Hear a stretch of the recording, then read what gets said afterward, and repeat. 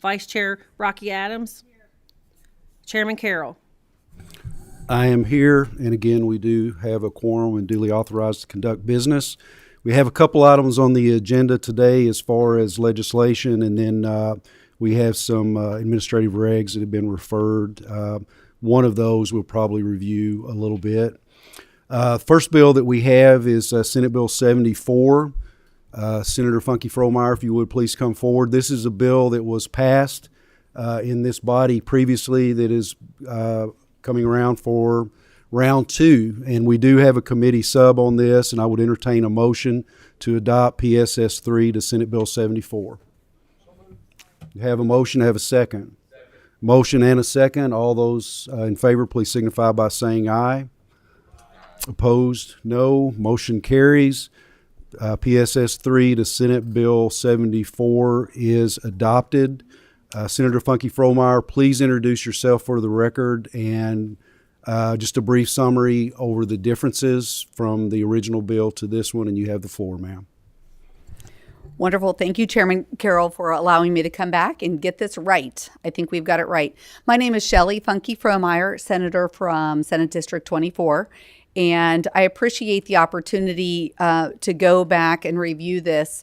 Thank you to the feedback from Senator Meredith. And as you've just adopted the third version, we continue to polish what I would say are somewhat of the rough edges. And thank you, Chairman Carroll, at your focus and additional connections that we were able to call. And then our visit with the Cabinet for Health and Family Services really helped us define this correctly. So what you'll see is the primary changes. This committee substitute now separates out the definition of state child fatality review team from the state maternal fatality review team. The way we had it originally that you reviewed for us was, in fact, as if they were one team, and they are not. They are distinctly separate. So we'll actually clean up the statute language by separating those out. It does make the state maternal fatality review team permanent. So this sub, as well as the original version, was making the maternal fatality review team permanent. The next change is that the definition of maternal fatality is consistent with the maternal fatality review team, which is currently the death of a woman during pregnancy and within 1 year of the end of pregnancy, which the end of pregnancy could be the death of the baby, the mom, but the end of pregnancy. Specifies that the state child fatality review team from Cabinet for Health and Family Services will cooperate as appropriate with the external child fatality and near fatality review panel. This was a concern that Chairman Carroll brought to our attention, and we were able to speak with the Public Safety Cabinet contacts and recognize where our bill may have been creating confusion, and in fact, we were able to polish up some of those edges. Section 2 amends the KRS Statute 211.686 to, in fact, do just that, separate the word maternal from child, so that it's very clear these are two separate teams. And then Section 3, which was previously Section 2, we added Section 3, and this will offer more specific support with the Cabinet for Health and Family Services, and also identifies that this information gathered is privileged. It's not meant to provoke or be accessible for subpoena or introduction into evidence. That was some very good feedback we received, that some of the language appeared that we were actually establishing these from a prosecutorial standpoint, and that was not our purpose. This purpose is more information and more to improve the way we deliver care and solve these issues. We have a motion and a second. Any questions? Madam Secretary, please call the roll. Senator Rocky Adams. Senator Chambers Armstrong. Senator Elkins. Senator Girdler. Senator Mays Bledsoe. Senator Meredith. Senator Tishner. Senator Webb. Senator Westerfield. Senator Wise. Chairman Carroll. Aye. On a vote of 8-0, bill passes with favorable expression, and this is Senate Bill 74 as amended by PSS 3. Congratulations, Senator Funky Fromeyer. Thank you, Chairman Carroll. Okay, the next bill will be Senate Bill 203, which we are hearing for discussion only today. And I'll come down to the table, and I have some guests, and also want to make the committee aware that the cabinet is represented here today also. Should you all have questions based on any of the ARPA funding, any of the existing programs that are in place for early childhood education, they are here to update on that if you have any questions. Madam Vice Chair, will you please assume the chair?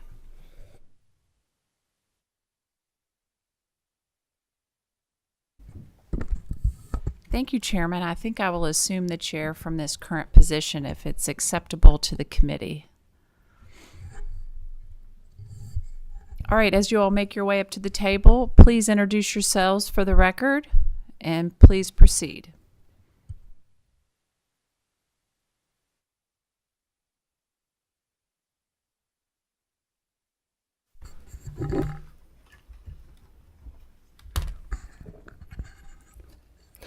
Madam Chair, I'm Senator Danny Carroll from the 2nd District.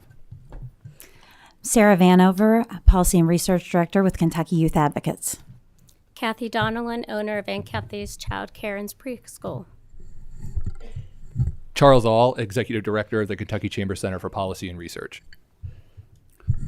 Madam Chair, my plan today is I'm going to open up with a few comments and then yield the table to my guest, and then I will close up by basically just going over the bill, and then we'll open up to questions.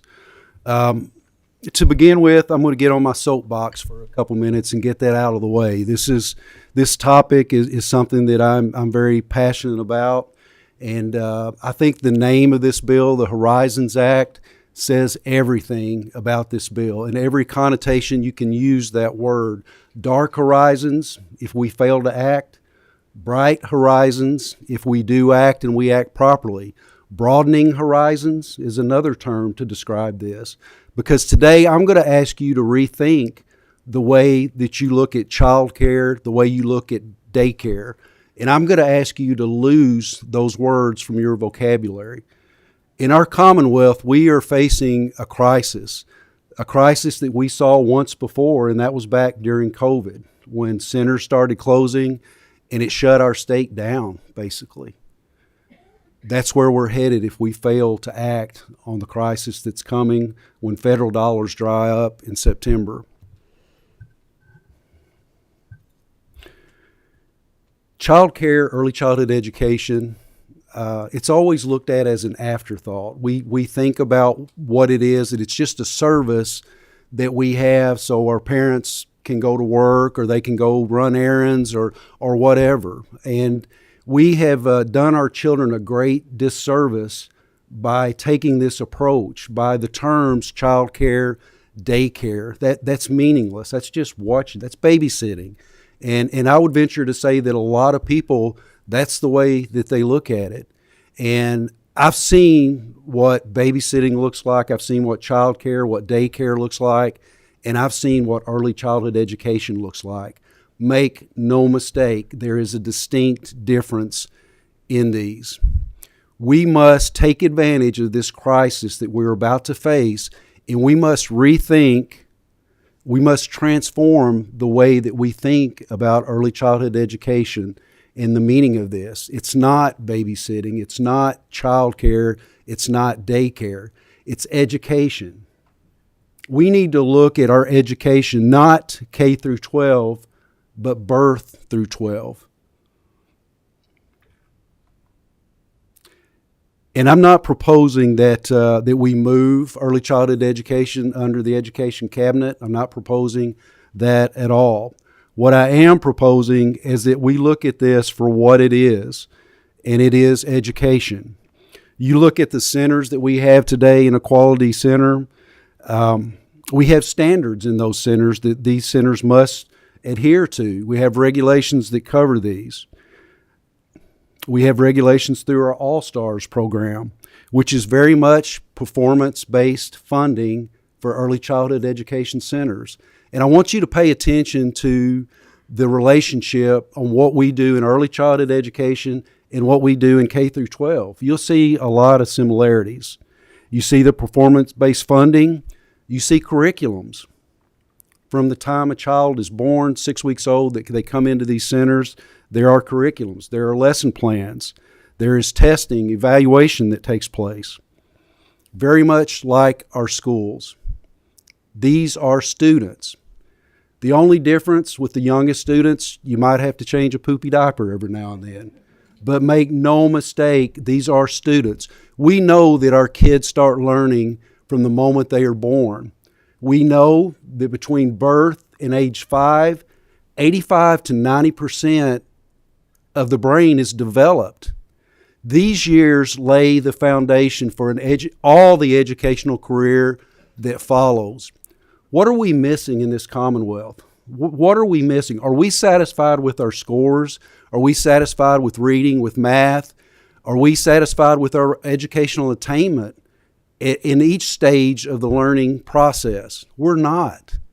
We are mid, low in almost every category. What are we missing? Could it be that we're missing properly educating our youngest students? Could it be that since these are the years that the brain is developed, should we not take more advantage of those years to make sure that these students, that they have a quality education?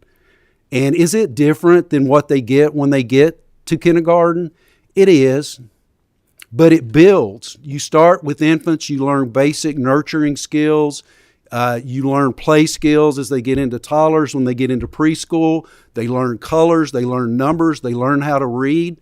Imagine a Commonwealth where we have 300 and something thousand kids that are in centers. And I'm talking whether it be a church-related center, a nonprofit, a for-profit, in-home centers, in-home care, whether it's parents that decide to homeschool their youngest students.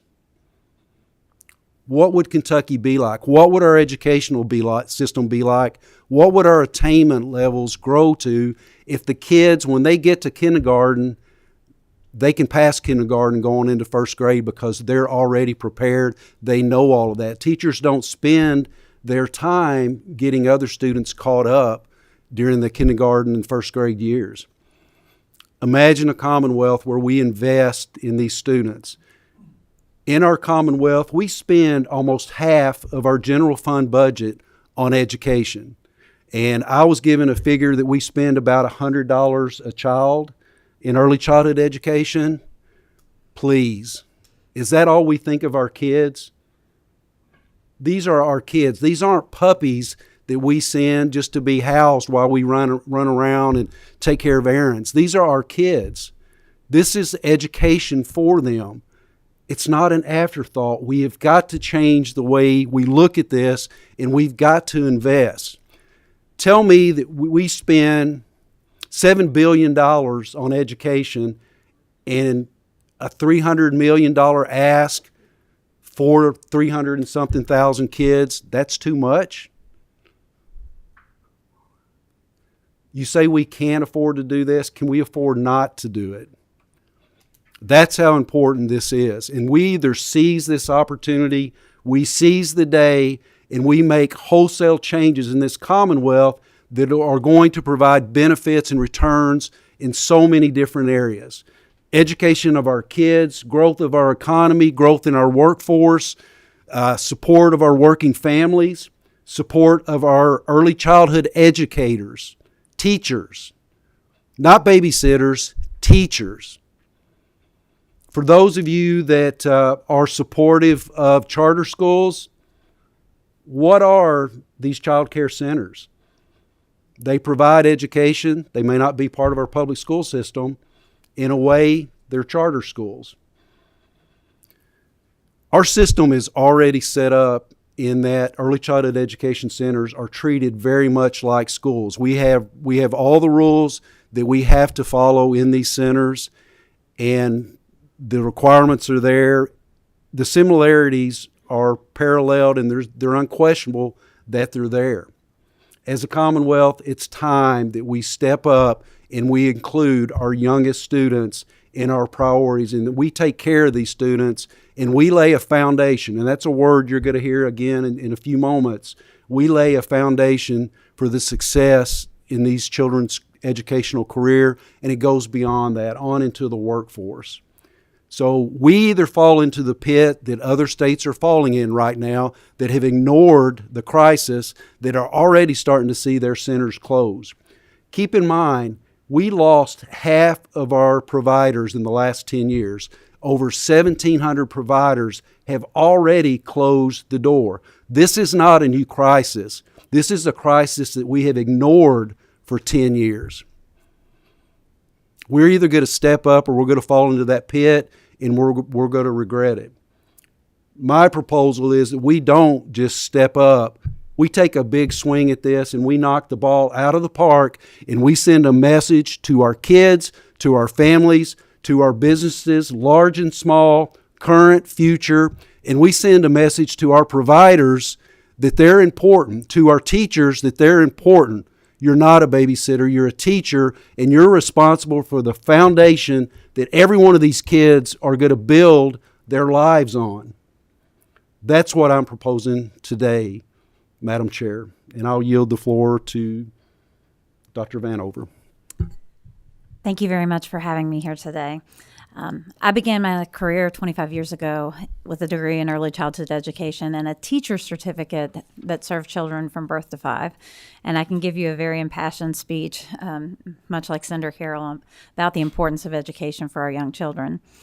I'm also the mother of a child with special needs. I have a son with autism. And when I had to find childcare of my own, it was very challenging to find childcare programs that could serve all children. Not every program is set up to meet the needs of every child, and most of that is due to a lack of funding. Centers would love to be able to support more children if they could maintain lower ratios, if they could have supports for those children. But we see many children that are expelled or suspended from childcare in Kentucky due to lack of resources. 4 times more than children are suspended or expelled from the public K-12 system, which is a large number. The main thing that I would like to share with you today, though, is policy and what we could be looking at. The programs that Kentucky has implemented in the past 3 to 4 years have been able to maintain a very fragile system that was at risk of falling apart, that did not start during the pandemic.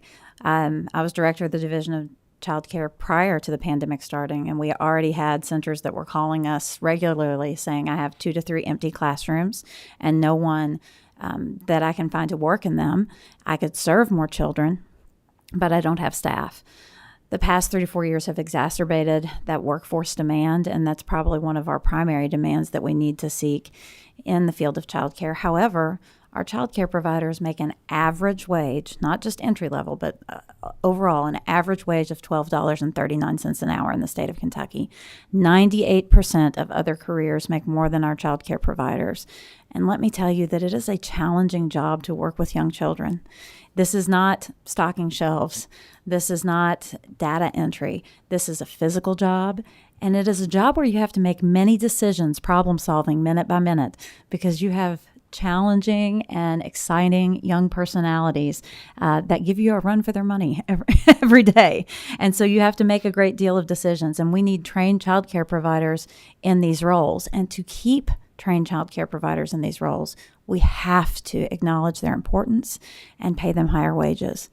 In order to pay them higher wages, the centers need more money. And the centers right now can only pay what parents can afford. And inflation is increasing dramatically. The sustainability payments that we received during the American Rescue Plan were able to help centers increase wages. The cabinet did a lovely tiered system where you could increase wages and receive more funding with those sustainability payments. When the sustainability payments went away, A lot of centers don't have that wage increase, but I can tell you this: Target is not reducing its hourly wages. Arby's is not reducing its hourly wages. And so our child care centers and our family child care homes must compete against the retail and hospitality industry in order to keep higher quality individuals, people that grew up saying, I want to work with young children, but cannot pay their own bills doing that.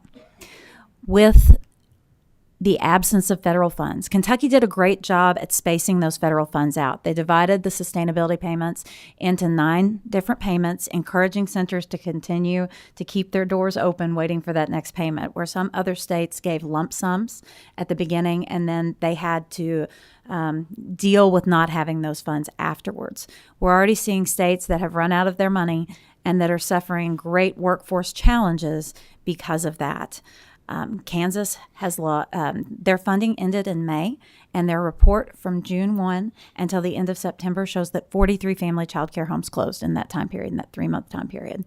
Many states have many more family child care homes than us. Many states have a 50-50 breakdown. Kentucky is 93% center-based and only 7% family child care homes, which is one of the reasons we have so many child care deserts in rural areas, is a lack of those family child care homes.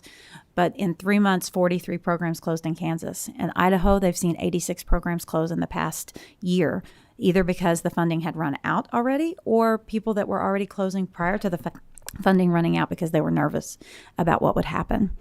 Our friends in North Carolina have a very similar setup to Kentucky.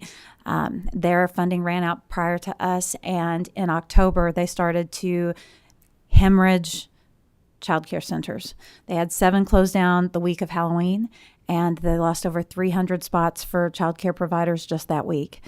And those were in desert areas for them. They were in very rural areas that already lacked child care. Since then, even in some more urban areas that have more access to child care, they've seen centers close that had up to 120 slots. And with that, you have anywhere from 100 to 110 families that lose their ability to work. Someone in the family loses their ability to work.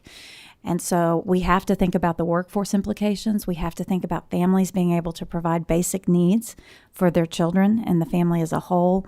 And we have to think about the educational experience that children will be able to obtain before they enter kindergarten.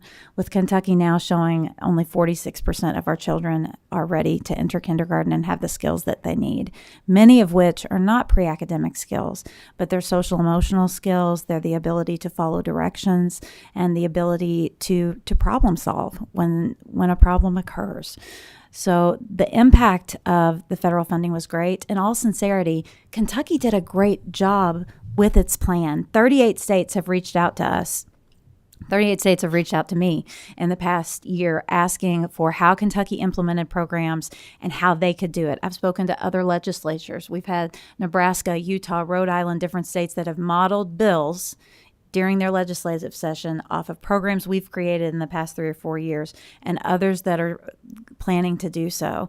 The programs that we had in place were amazing, and the Horizon Act codifies a lot of those programs, but now we need the funding to continue those programs and make sure that our children receive what they need and that we do not lose a large portion of our workforce. I'm going to pass things over to Kathy. To Charles, sorry. Well, thank you all for having me here today. Once again, I'm Charles All. I'm the Executive Director at the Kentucky Chamber Center for Policy and Research. I think Sarah and Chairman Carroll both did a really good job of articulating the educational components and why this is important as an educational investment. I don't want to do anything to take anything away from that. But what I want to do is stress the economic importance of this issue and the way that it interacts with our labor market and with economic development. And I want to start with workforce. And before I dive into that, I think it might be helpful to just talk through a little bit about where we are with Kentucky's workforce challenges. And this is something that we've been talking about at the Chamber for several years now. Prior to the pandemic, we highlighted a rapidly declining rate of workforce participation, where over the past 20 years, we've seen lower and lower rates of adults actively participating in our workforce. Since 2019, to give you a sense of where things stand today, we have about 43,000 fewer workers in our workforce as of December of 2023 in comparison to December of 2019, 43,000 fewer. Our workforce participation rate within that time frame has reduced from 59% to 57%. Workforce participation looks at the total number of adults actively participating in the workforce. So folks who are employed or folks who are unemployed, and you merge those numbers together to get your total workforce. We can look at different demographic groups. We can look at men, we can look at women, we can look at prime age workforce participation. Prime age workers are those individuals between the ages of 25 and 54. Between 2019 and 2023, prime age workforce participation declined from about 79.5% to 79.2%. That's the heart of Kentucky's workforce. And so to see declines in that space in particular is very troubling. The key thing to understand with that is not a sustainable trend. We continue to have a need for goods and services, a need to employ people, a need for more workers, but these trends are, again, they're going the opposite direction. And this is something that is going to make it harder for employers to hire, harder to grow our businesses, harder to meet the demands of consumers. And this is something that affects all of us in this room and all of your constituents back at home. I do want to take a minute and applaud the really good work that this General Assembly has done to help blunt some of the impacts of declining rates of workforce participation. So we've talked about investments in K through 12 education, investments in higher education, tackling substance use disorder, reforming our unemployment insurance system. These are all good things that have helped, but something that I spoke about before the Interim Joint Committee on Economic Development and Workforce Investment over the interim is that we are dealing with really large demographic trends right now that include an aging workforce, people who are rapidly retiring, and also lower fertility rates. And so ultimately what that means is it is going to be harder and harder to find working age people and to bring those into the labor market. So what do we do with that? And how do we approach this issue? Well, I think what it means is we need a two-part strategy for our workforce challenges. One part of that strategy is attracting more people to our state, getting as many people to move here as we possibly can. But that second component should focus on removing barriers to work. If there's an individual who wants to participate in our workforce, who wants to have a job, but there's something is standing in their way, we need to help remove that barrier. And this is a place where early childhood education, as Chairman Carroll, this is about rebuilding habits and rethinking this whole paradigm. This is a place where that really, really comes into play. So let me try to put some numbers on how our early childhood system interacts with our workforce. According to Census Bureau data, there's a survey they conduct called the Household Pulse Survey. And according to that survey, more than 62,000 non-working adults cited caring for children not in school or daycare, that's Census Bureau's terms, as their main reason for not working. We can also look at other survey data from the Bipartisan Policy Center, for example, that found that almost 4 in 10 working parents with young children have quit a job due to childcare responsibilities. 1 in 3 reported leaving the workforce altogether at some point because of access to early childhood education services, and 56% has cited this issue as a factor in their decision on whether or not to accept a job. And if we break this apart amongst men, amongst women, it's much, much worse for women who are participating in the workforce in the way that early childhood affects their ability to have a job. And so what I think Chairman Carroll's legislation would do is that it would ensure that more parents can access and afford quality early childhood services, which in turn would help us mitigate our unsustainable workforce trends. And I think this is, if we're serious about really tackling those issues, this is a way that we can take a big swing at that issue. The inverse of that, though, is also very much true. If we just do nothing this legislative session, we can't pretend like that will not have serious repercussions on our workforce. It absolutely will. And those unsustainable trends that I was talking about a few minutes ago, those will get worse. They just will. And so we need to understand both that relationship. Before I turn things over here, I want to just briefly talk about broadly economic competitiveness and how this issue plays into that. We know that access to a skilled workforce consistently ranks among some of the top factors that employers look for when they're considering a location for expansion or a new facility. And in turn, employers know that having a skilled access requires that those skilled workers have access to early childhood education services. And this is something we are hearing about from employers both within and outside the state. And in some instances, a lot of private sector employers are taking matters into their own hands with innovative solutions like on-site early childhood education services. And those are really great things. Not every employer can do that. That's not within the reach of every employer. And even as we have more private sector employers that are offering on-site services, there will still need to be a need for a strong ecosystem that serves the community as a whole. At the current moment, the loss of federal pandemic funding for early childhood is jeopardizing the ability of every state in the nation to ensure that the availability of early childhood ecosystems that employers need to attract and retain a skilled workforce. Every state is dealing with that particular issue. I think Chairman Carroll made a great point a few minutes ago where this is very much a crisis, but it is also very much an opportunity. If we can be that state that can step in and get this right and not suffer the same fate as, say, Idaho, Kansas, North Carolina, states like that are dealing with, this is something that can really give us a competitive edge over the Indianas, the Tennessees, the North Carolinas, the Georgias. If we can get this right, this is a message we can send to employers all across this nation that this is a state that's very serious about tackling workforce challenges, and that includes addressing barriers to work related to early childhood education services. So again, this is something that would really strengthen the state's business competitiveness and give us a competitive advantage over other states. So in closing, I do want to stress, again, this legislation, this issue is very focused on early childhood education and improving the lives of children and families. But at the same time, this is an important economic proposal that would strengthen our workforce and enhance Kentucky's business competitiveness. And I want to make sure that that's not lost in this debate, and that we keep it as a key part of understanding what we're trying to accomplish here.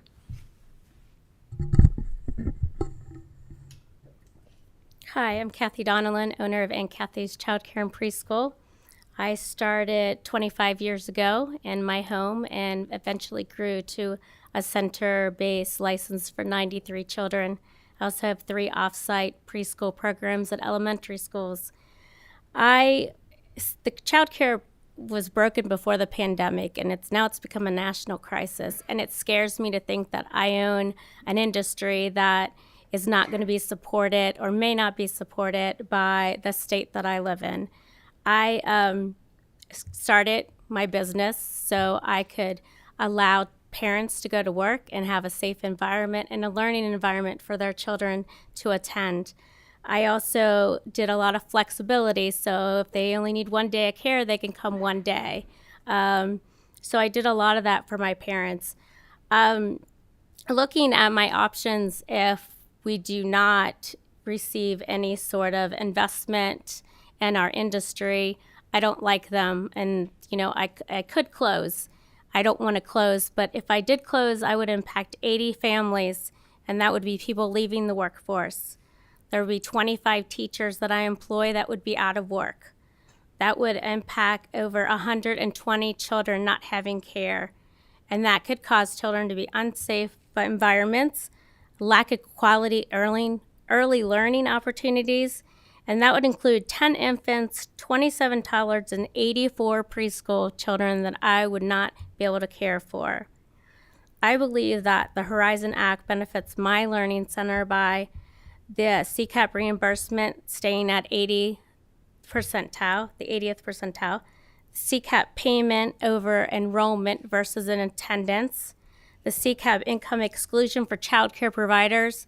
All of my teachers that have children are now able to apply for CCAP benefits, and they are allowing to work, and that I'm getting paid for their child to come to my early learning center.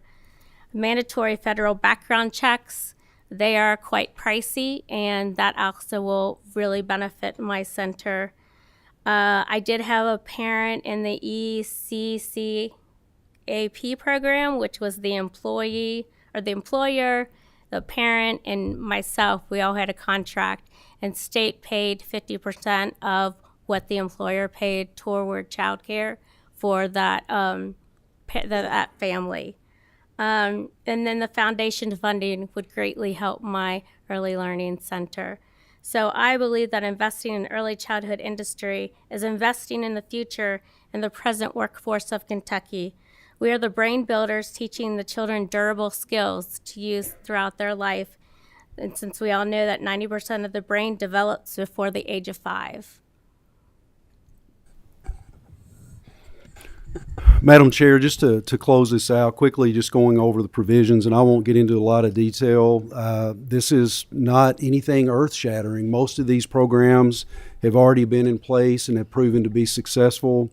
and then through things that Dr. Vanover implemented when she was the director, the Division of Child Care, and things that the cabinet implemented. So just quickly, Section 1 and 2 establishes the interdisciplinary early childhood education entrepreneurship associate's degree within KCTCS. This was something that I thought of. I called Dr. Quarles' office, thought I would get some resistance on this, and they were on board from the minute that I spoke to them. The purpose of this is to grow students who, when they get through this program, they will have the ability to open up and operate their own center. This degree will cover getting your child development associates, your director's credentials, and it will cover all the economic aspects, regulatory aspects of owning and operating a center. And all of these things that are in this bill are designed to sustain our current centers and to grow models. I am all for not just universal pre-K, but universal early childhood education for all of our kids. And this bill within these funding streams seeks to expand in all of these different areas. And even with public-private partnerships with early childhood education, I'm all for that. And if schools work out agreements with private providers, we want a mixed delivery model to include every possible avenue of delivery that we have available, and then some that we haven't even thought of yet. Section 3, and this is part of what we've talked about with rethinking how we look at early childhood education and doing away with child care and daycare. Section 3 establishes the Division of Early Childhood Education within DCBS and the Division of Regulated Early Childhood Education within OIG. That's getting rid of the words child care within these two entities. The ultimate goal is to create a Department of Early Childhood Education with the commissioner. Again, it's time we stepped up our game and gave early childhood education the attention that it needs, that it deserves, that our students, our youngest students, deserve.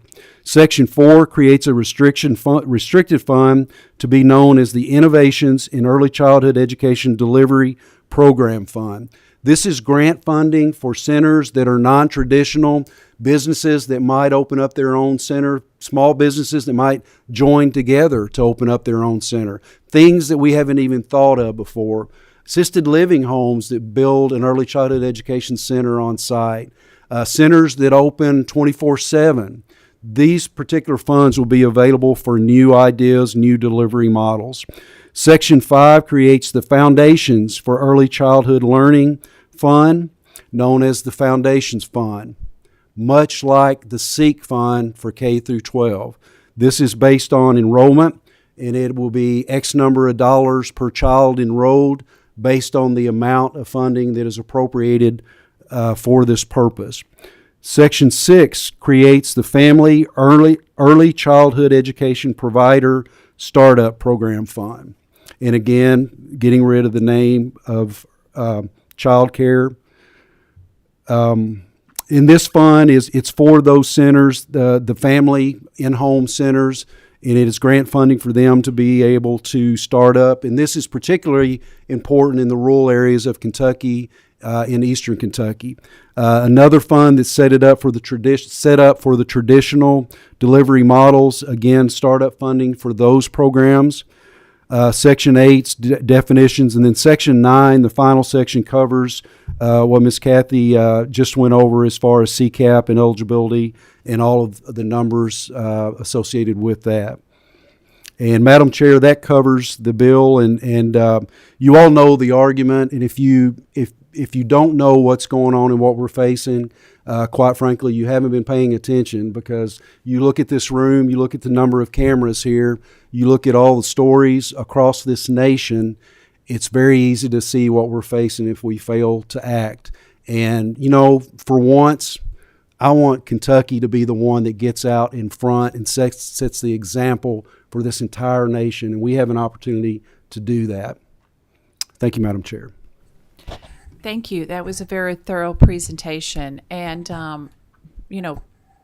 the comprehensive nature of the bill is really impressive. I think that part of the reason that we've taken this piecemeal approach is because putting together all these pieces is very complicated, because what childcare looks like in Jefferson County is very different than what childcare looks like in Butler County or Murray. So I do applaud the sponsor at trying to pull all those pieces together. This is quite the policy document, and I've always talked about this in terms of more in the lines of what Mr. All presented, which is you hear from every sector of society that they have workforce challenges, and we're never going to fix those workforce challenges until we solve this critical piece of childcare. And they really go hand in hand. Our economic prospects are only as bright as our early childhood education. And so I applaud all of you all for being here today. I do have one quick question before I recognize the other members of the committee. Explain to me the difference. This is the policy document, but there's no numbers attached to this document. Am I correct? That is correct, Madam Chair. In speaking with leadership and with Chairman McDaniel, the decision was made that we would propose a budget request, and we have submitted a budget request to cover these provisions. It's a living document at this point and subject to change before a final product is reached within the budget. And I would be happy to go over those numbers, or I can provide the committee with a copy of this form. Okay, since we're pressed for time, let's get through the questions, and then Senator Chambers Armstrong. Thank you, Madam Chair. And Senator Carroll, I want to add my congratulations for your work on this. There's a lot of really amazing policy work in this document, and I too appreciate the really comprehensive approach. As a mom of a 3- and 4-year-old, these issues of childcare are very near and dear to my heart. In fact, y'all saw my 3-year-old with me on the floor on Friday because his daycare was his early childhood education center was closed on Friday. My question is, I'm curious about CCAP. So I know a little bit about the success of the expanded CCAP, but for folks who are watching at home, maybe this is a question for Dr. Vanover. I'm hoping you could talk to us a little bit about what expanded CCAP has looked like. My understanding is we're making expanded CCAP permanent and codified in this. And what do we know about the successes of that in terms of what it's meant for families and also what it's meant for providers?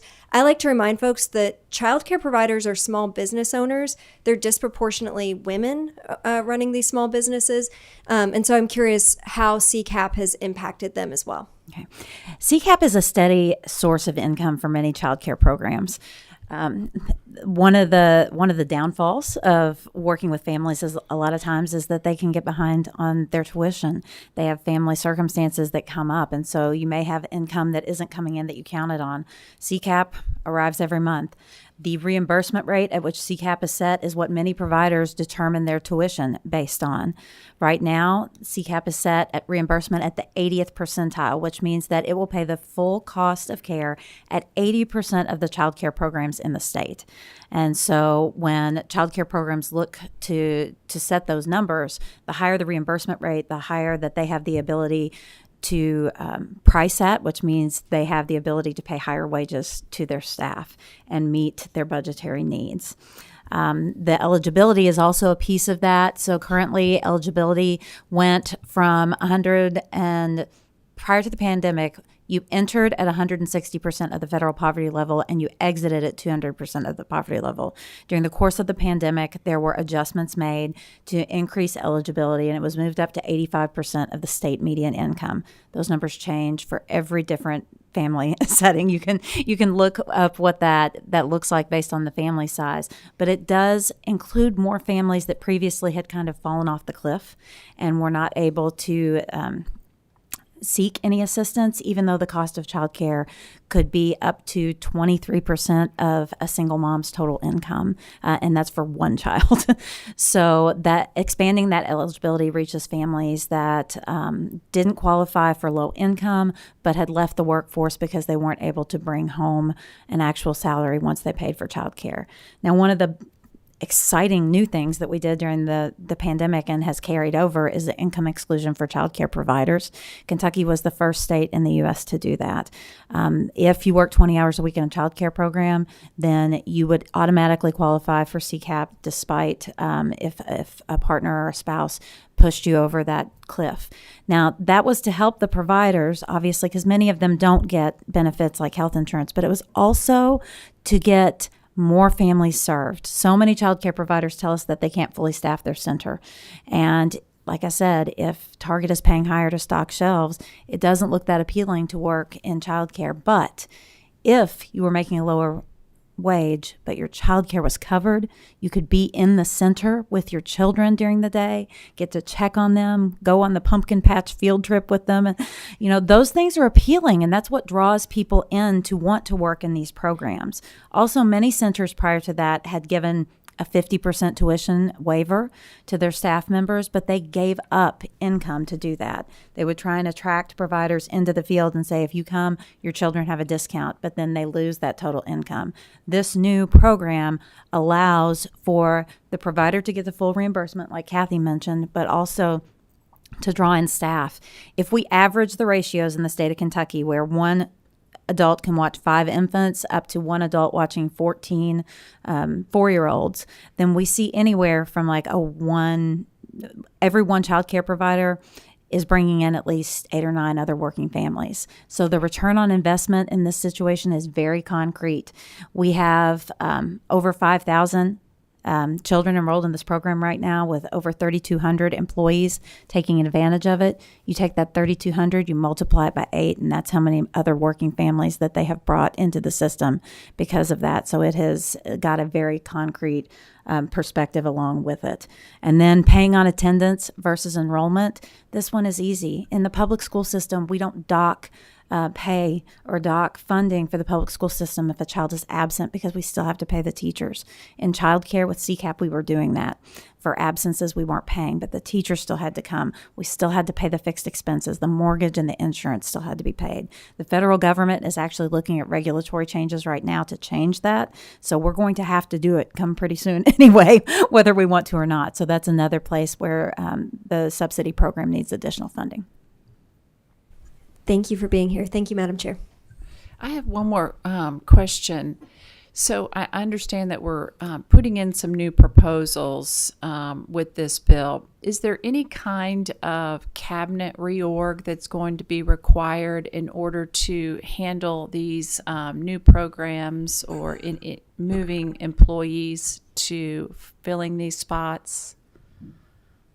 As far as structure, it doesn't. It's basically just changing the name of the Division of Child Care to the Division of Early Childhood Education. Now, at some point, if we move forward with this, and I intend to do just that, if we create a department of early childhood education, then there would have to be a commissioner appointed, and hopefully being able to combine many different facets of early childhood education under one department to strengthen that and to be more coordinated. But this bill would not do that. Any of the funding streams, again, these aren't new ideas. These are things that Dr. Vanover set in motion during her time, and with CCAP, with those changes that the cabinet established.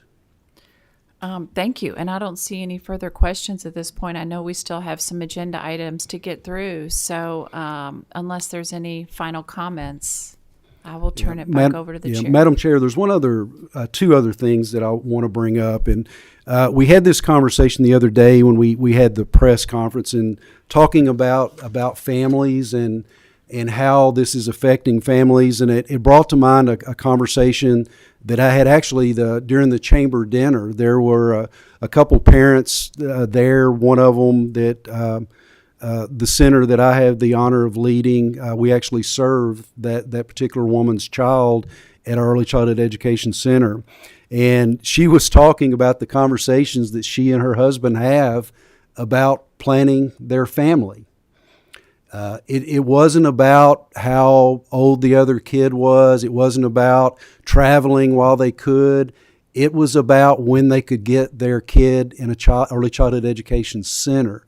So we have families, we have parents within this state that are doing their family planning around availability, one, and then two, you usually get a second child discount to make sure that they have that second child before that first child gets out of that center. That way they ensure a slot and they ensure a discount. Let that sink in. That's the magnitude of what we're facing, that it impacts our families, our parents. They're planning their families around this. It took a while for that to sink in for me, but that's the reality that we're in right now. And one other thing that we haven't talked about, you all know where we rank abuse and neglect in this Commonwealth. We're one of the worst states in this nation. Imagine the impact, the more kids that we have in these facilities, in these homes, in public facilities within our school system. Imagine the difference we can make in that if most all of our kids are in these centers, that we can identify early on when abuse and neglect is taking place, and we can intervene. We can provide resources for families. I see this all the time within our center. It happens probably once every 2 or 3 weeks, maybe at times, where they send me pictures of a child where we suspect abuse or neglect. And that starts the process. It's more eyes on kids. It's more availability for families to get intervention that they need. These centers are referral opportunities to help these families. So that's yet just another area that is critical for our youngest students to be able to access these interventions, to identify abuse and neglect early on. Thank you, Madam Chair. Thank you. Thank you all for being here.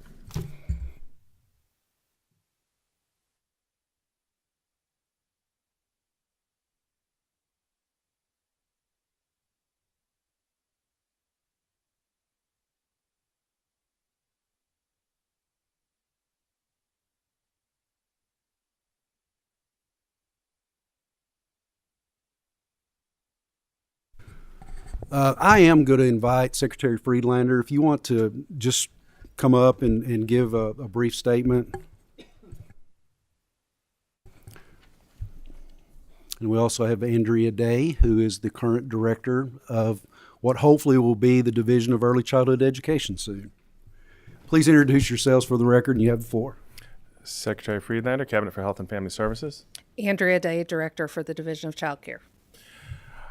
First thing I wanted to do is say thank you. This is a tremendously important issue that you all have highlighted today. Obviously, the administration feels that the best way to go about perhaps even expanding the number of slots available is through an entire universal pre-K along with everything we've been talking about. But I want to be clear about something. I started with the Inspector General's office in 1985. I wrote what at that time was called the daycare regulations, which is an old term. The importance that you have stressed about early childhood education, that we heard about workforce development, that we heard about kindergarten readiness and the importance of investing in birth to 3 and the difference it makes in the lifespan of a child and adult in Kentucky. There can be really nothing more important than making sure that we're making the right investments in these services. And we've seen that. Again, you've referenced how important this is, how important we've got folks all around the Commonwealth looking at what we are going to do, the investments and the important investments that we've been making to get us to this point where we can have the discussion about what are these things that we need to make the investments in. Andrea Day is with me. We can address any of the cost issues around what we have done up until this point, if there are any questions relative to that. But again, I just want to say thank you. Early childhood education is exactly what this is. It's exactly what this is. And investing in those kids is exactly what we should be doing as a Commonwealth. Thank you, Mr. Secretary. Any questions of the Secretary or the Director? Okay. Thank you so much for being here. I appreciate it. Do we have anybody that needs to register a vote? Senator Mays Bledsoe on Senate Bill 74. Sorry? Yes, I vote. Okay, we have about 4 minutes left. Andrew McNeil had signed up to speak. I was going to postpone his speaking until we actually had a vote on this bill. If he would please come forward. Please introduce yourself for the record, and you have about 3.5 minutes, sir. Thank you, Mr. Chairman, for the opportunity to speak in front of the committee. My name is Andrew McNeil. I'm with an organization called Kentucky Free. We're a nonprofit policy organization with an important part of our mission is to act as a taxpayer watchdog. Mr. Chairman, I commend you for holding a hearing to examine the details of this legislation and certainly commend the expertise you've drawn from to craft the bill. However, a $300 million price tag is a major concern, and we'd like to share some of the issues that we have identified within the legislation. In the interest of time, I won't completely dissect the bill, but instead highlight a few of the issues that we find to be most problematic. First, and it's been clear, and I don't necessarily disagree with relabeling child care as early childhood learning. However, it is unclear to me exactly what the requirement is for educational content to be provided in these centers. Under Section 5 of the bill, SB 203 only requires a provider to be licensed and participate in the Kentucky All-Stars rating system to qualify for the enrollment subsidy.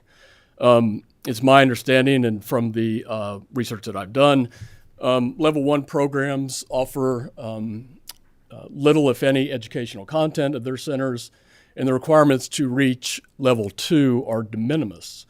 I haven't been able to determine what percentage of child care centers are Level 1 and Level 2, but I think it's safe to assume that they make up a decent share. In my opinion, and from our organization's point of view, taxpayers deserve clarity from Frankfurt when such a large commitment of public resources is being discussed.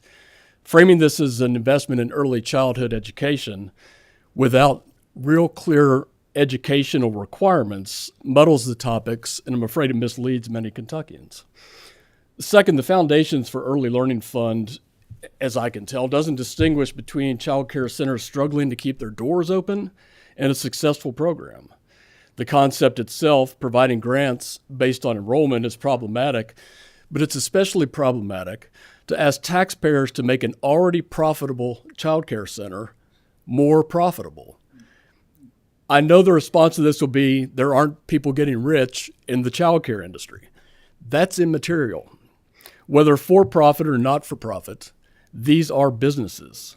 It's not the taxpayer's responsibility to ensure they achieve and remain profitable.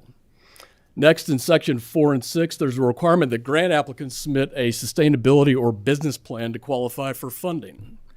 Does CHFS have the expertise to evaluate business plans? If they do, I'm unaware of it. I would be interested to learn of that expertise if, in fact, they have it. But if they don't, this is a recipe for waste and abuse in these proposed programs. Two final observations about the economics at play in this discussion. First, there is not, I repeat, not a market failure at work here. Advocates might not like the discipline the market is requiring, but that isn't justification for the central planning approach that this legislation takes. Second, what we're talking about here is subsidizing Kentucky's child care industry. Subsidies result in higher prices over the long term. The cost of health care and higher education are informative.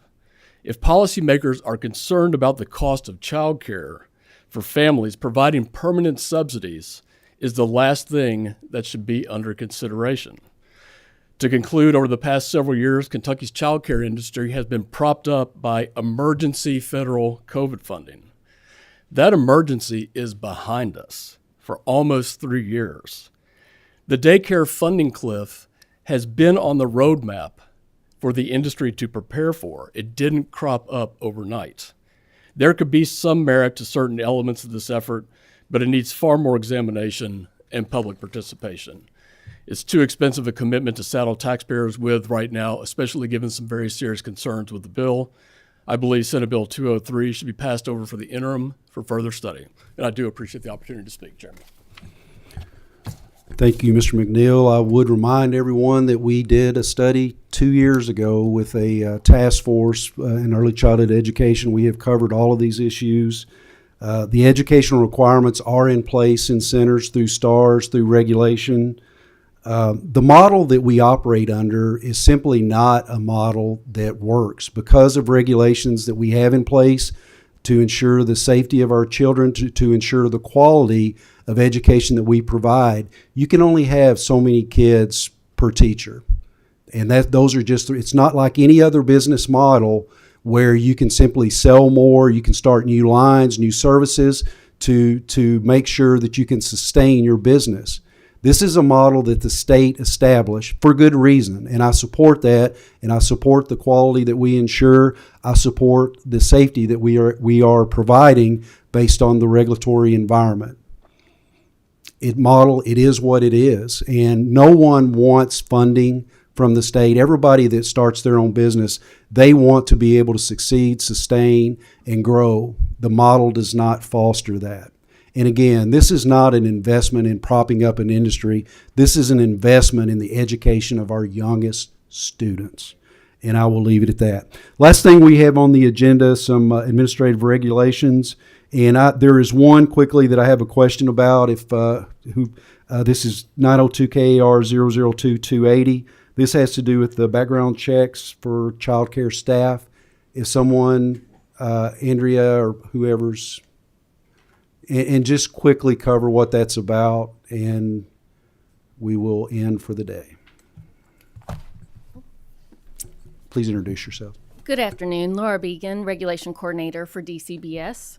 Andrea Day, Director for the Division of Child Care. So this amendment, we have quite a few child care regulations in process that the amendments are a result of federal review. So federal review, a large part of this regulation and others are not actually a change in practice, but they weren't in administrative regulation. That includes like the 5-year time frame to redo background checks. That's something that's not new, but we put it in administrative regulation just for federal compliance. Couple other pieces. In this administrative regulation, we clarified that minors who work in child care centers still have to have a background check. That was not in administrative regulation before. And when we started the background checks in 2018, we had a certain rate. Again, this is a fee that's covered by the cabinet currently.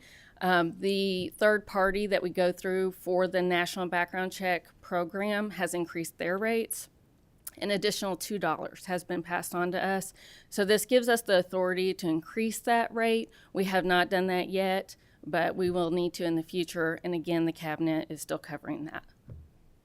Did I leave out anything? No, one of the other key pieces in this, like Laura was saying, is it was from federal monitoring, and they were like, this isn't clear. So this was a way for us to really clarify that language.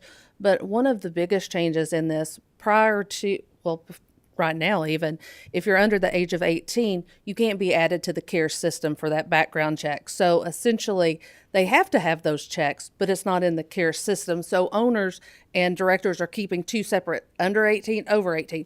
Everyone can now be entered into the care system once this passes. That gives us the ability to have those folks there as well. So that would be an efficiency for our programs. Very good. Thank you so much. Are there any other questions on the regulations? Seeing none, we find these administrative regulations to be reviewed. Any other business to go before the committee? Seeing none, I'll entertain a motion to adjourn. We stand adjourned.